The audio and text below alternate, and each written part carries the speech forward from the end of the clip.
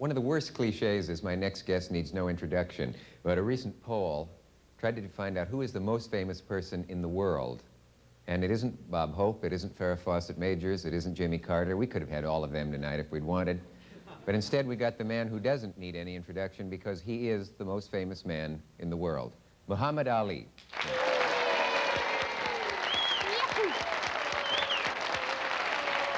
How you doing? Almost missed.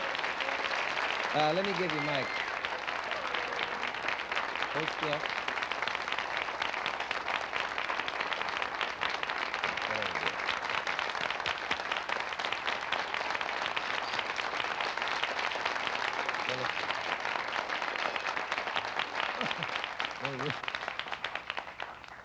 Nice to see you. I hope it didn't tire a fella your age having to climb those stairs, but No. Very good to have you back after all this time. Thank you. The last time I saw you on television was with me. I mean, the last time we worked together. No, not the last time, but the time before that. You had been beaten still another time. And I don't mean to bring up an unpleasant memory. How are you? Say, let me ask you a quick and sudden question. There's something here in the paper, as we sit here now. Leon Ducking Can. Do those names ring a bell, and what's going on here? Well, as you know, Leon Spinks is the new champion for about another 4 months. He's the, 6 months, 8 months, whatever the time is. He has the title temporary champion of the world. Ken Norton is one of the top contenders. He's actually the #2 contender for the crown. Mm-hmm. And he believes that he deserves a new shot at the crown, which nothing wrong with that. Yeah. And Leon Spinks is offered $1,500,000 for fighting Norton. Norton's offered $200,000. He's offered $5 million for fighting me. So it's not hard for him to make up his mind. Plus, not only is he offered $5 million, but the world want to see me go after the crown for the third time to make triple history. Yes. And plus the whole country. So. But you're here to reveal tonight that you're never going to fight again. Did I get it wrong? Well, I know another sport. I know another. I know another interviewer who gets paid for being an idiot. What's your excuse? Say, I think you've hurled that line at me once before. I know the man you mean, Mr. Cosell, a man you made quite famous. Is he... I made a lot of people famous. Is he did. But what's this jazz about a broken rib or... well, they think that he's ducking Norton because he came over with a hurt rib. Well, I knew after the fight. Before the fight, as a matter of fact, I heard that he hurt his chest. At that time, it was his chest. Yeah. In training. And then after... You heard that before the fight, yes. Before you fought Spinks. Well, you knew before that he had... I fought Sonny Liston the second time, I had a cracked rib. You did? But luckily, I knocked him out in the first round, first minutes of the first round. I'll never forget it. But Spinks, after the fight, I was told by some fans of mine who was in his dressing room congratulating him, that a doctor was in the shower looking at him. He was coughing and holding him up and testing his one of the fans told me that something's wrong with Leon's ribs. He's got a crack, a hurt rib. This was after the fight? This is something the press didn't know. This is something just within the rankings of boxing trainers and managers. We heard these things. After the fight or before the fight? After the fight. But it didn't, obviously, it didn't hurt him enough to stop him in the fight. Mm-hmm. But I did hear that he was hurt. And after, it looked like he might be forced to fight Norton, or it looked like it was going to be Norton. Mm-hmm. And Norton's a body punch, is always digging at the ribs. Anyway, that's his style, so I figured they just went on to reveal that he was hurt. You didn't know before the fight? Did you hear that there was something a little wrong with him? He had chest trouble. He was hit in training one day. Mm-hmm. They stopped him from boxing. Or they wouldn't let him box, but that means nothing. In other words, you went into the ring with a man you knew was ailing and pounded him as hard as you could. Well, I'm talking with a man that I know is ailing.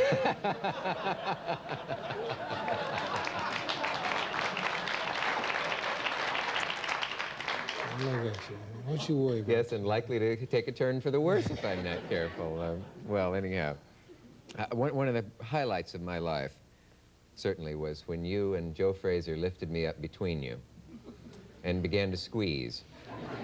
And on the monitor, it looked like a side view of a giant Oreo cookie, and I never, ever got over that. But it was the... Well, what do you think will happen, Muhammad? Obviously, a fighter would like to get where the big money is. Let me tell you something.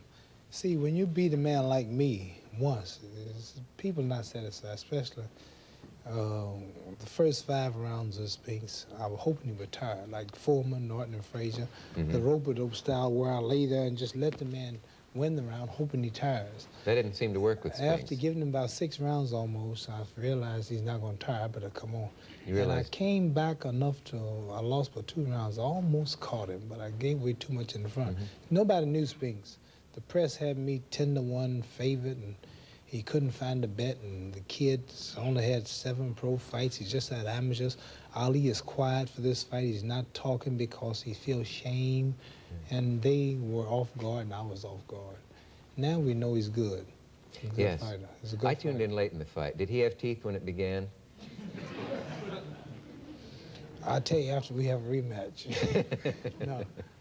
Leon Spinks is a good man. He's I met him some time ago. And he's a gentleman, and he's a clean fighter, and he's a good fighter, and people have to give him credit because he won that night. I was a little off guard. I made no excuses, but he won. And if he can win twice, this is why it's so important for a champion to defeat the man he beat twice for the title, because Sonny Liston beat Floyd Patterson.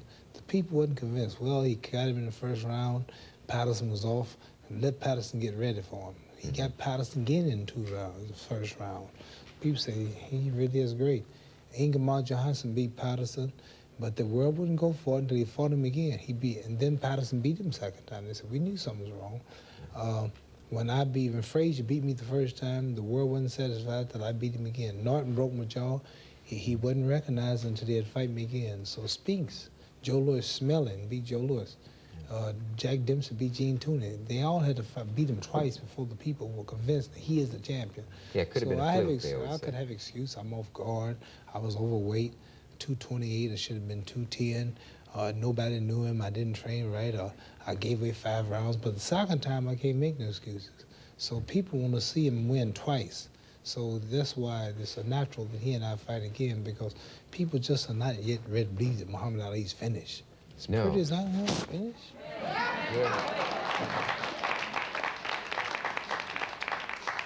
There's no doubt that you're gorgeous. However, you do have a little scar right here, and I've always wondered...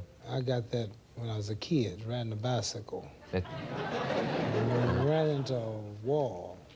I heard that Joe Frazier had the bicycle concealed in his glove and gave you that...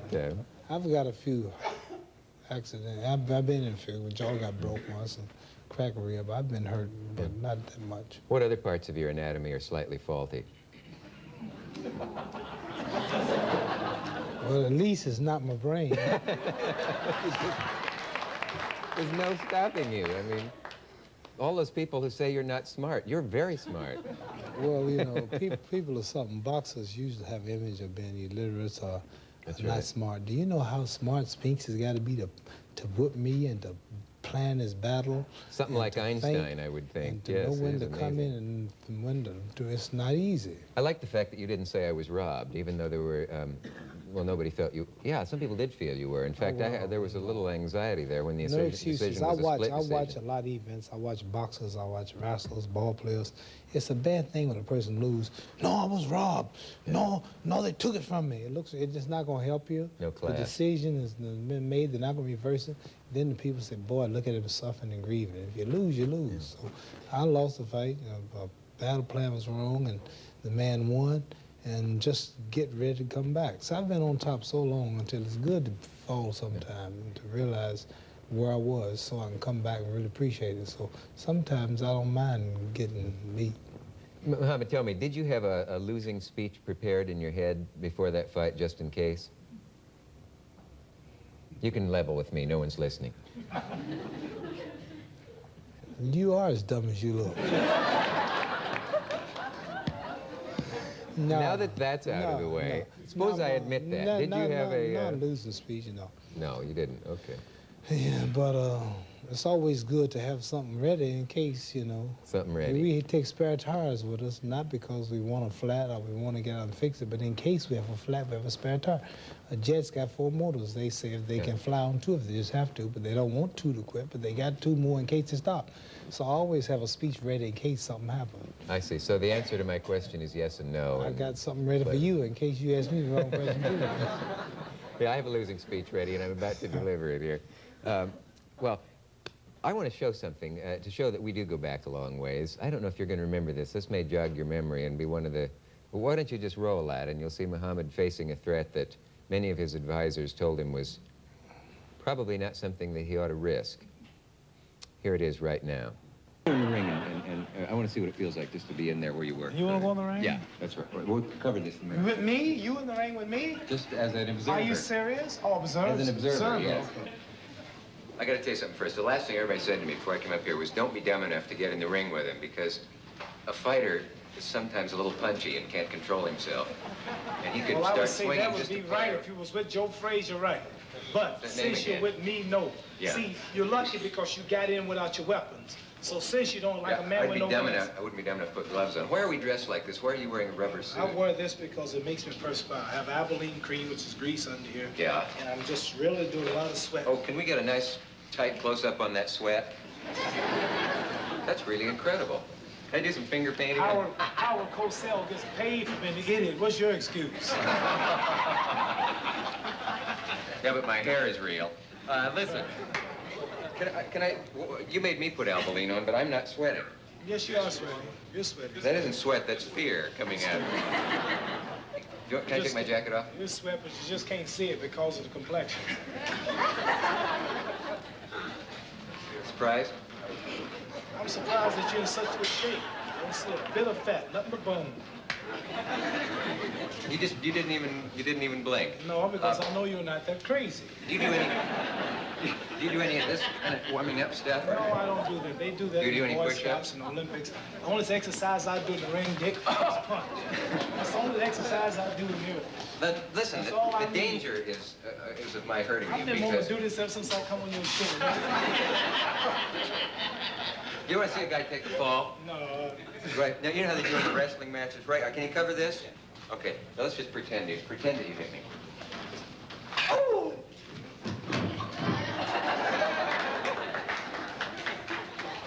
That scare you?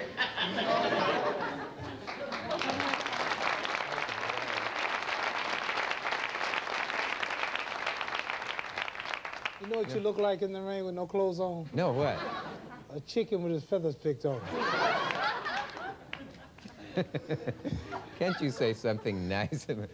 You know what I remember from that weekend at your training camp is that you looked at my plate, because I'm one of those people with strange metabolism. People on a diet, it drives them crazy. I can eat 3 or 4 meals.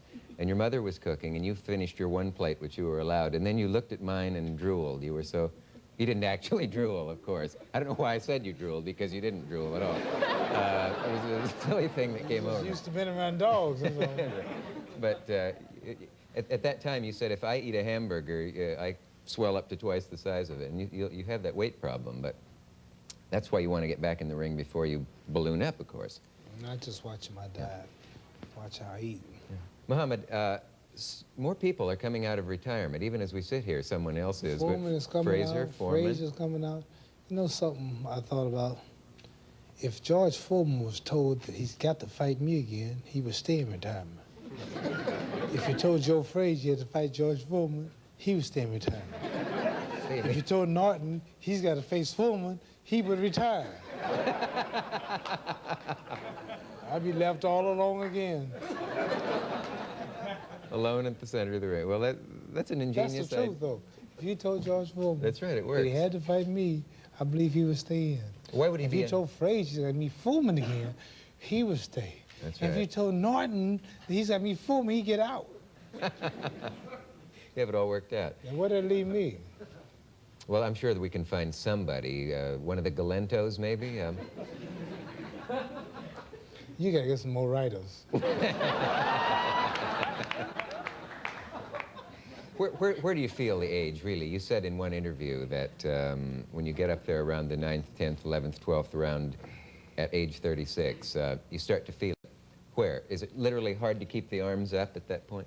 No, things you see that you want to do, you can't do it. Like we're right here, right? And I'm right, I should really hit you, right? Yeah. And then I throw it, and it lands right there, and I miss you. Yeah. Then You can still do that, luckily. Well, with you, the wind from the punch will knock you down. The the wind. Yeah, I heard you. I was just thinking about it. But usually your reflexes, your timing, yeah. You see punches coming, you can't get away quick enough. These type things. Is it a little like that dream where you're trying to run and get away from something and the legs just don't work the way they should? Is it something like that, sort of slow motion? It's hard to explain. You got Yeah. you know what I'm talking about. The old as you. How old are you?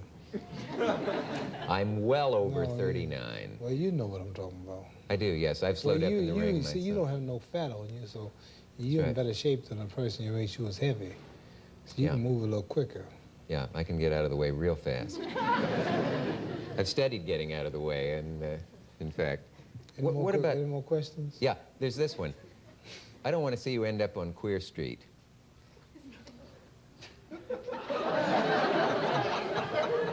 What do you mean? You mean like...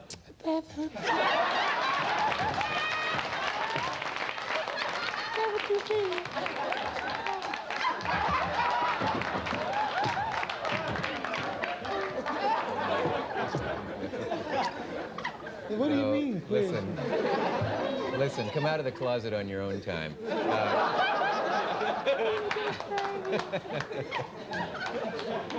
You and I and everyone out there knows that there's an old boxing term called Queer Street, which means a guy who's... I never heard the term Queer Street in boxing. Come on now. Are you serious? Queer, but not in boxing. You mean punch drunk? Yeah, a guy who ends up, you know, doesn't have the goods anymore. He's fought too long and is out there. Well, that happens to people that get hit too much. It's a little punchy. And get you know, even in a car accident, you be shook up, brain can't damage so much. Yeah. Put the camera on close up. Let me show you something. No, put the camera on close up. Stop right there.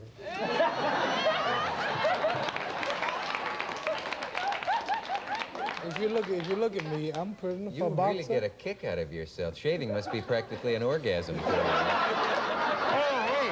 Now listen, it's funny.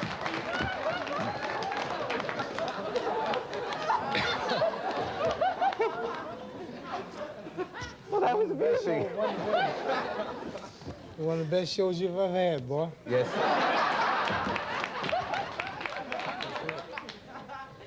I'm not just a fighter. See, most boxers can't talk like this. They're not this intelligent. I mean, you're a witty man. They pay you to set up here to think. You're a brain. I'm handling you. I know. Look how I'm handling you. You're an interviewer. You don't get hit on the head. You're supposed to be smart. And I'm a boxer, and you talking about Queer Street and punch drunk, and I'm making, what are you then if I can outdo you? Look, I'm making you lose. You're baffled. You don't know what to say. Look at you, can't even talk. I'm just tiring you. My stress is rope-a-dope. You'll collapse in a minute, and I'll put you away. No, you are. You could exchange quips with... I'm watching the monitor. They tried to put some powder on me. I'm shining. Yes, that's sort of gilding the lily, isn't it? To try to, what's gilding the lily? adding beauty to something that doesn't need to be further beautified.